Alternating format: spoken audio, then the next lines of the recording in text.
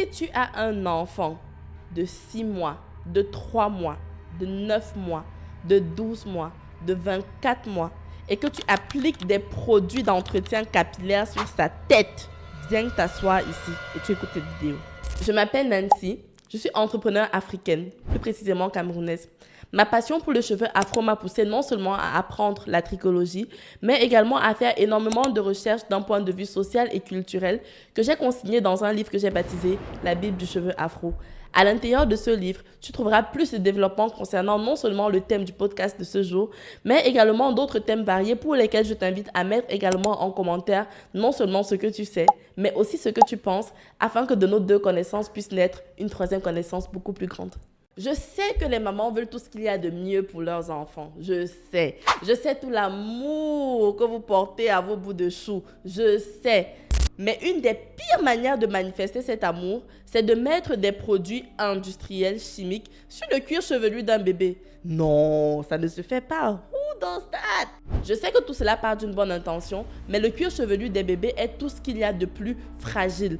Déjà que naturellement, chez l'être humain, le cuir chevelu est une zone assez fragile parce qu'elle est recouverte de cheveux et donc elle est moins exposée aux intempéries que la peau. Ça fait en sorte qu'elle a un potentiel d'absorption beaucoup plus élevé que la peau qui justement est exposée à l'extérieur et qui du coup est beaucoup plus rigide, plus rugueuse.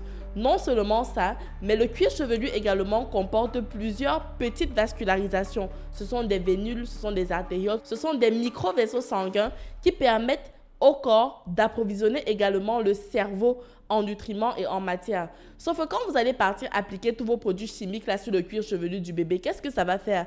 Il va absorber tout cela, il va envoyer à tous ces différents capteurs endocriniens ou pas, toutes ces substances chimiques qui peuvent avoir un impact énormément nocif sur sa croissance, que ce soit en brûlant totalement son cuir chevelu. Des fois, il y a des gens qui appliquent les produits comme ça sur les cheveux de bébé et après ils se demandent pourquoi les cheveux de mon bébé ne poussent plus.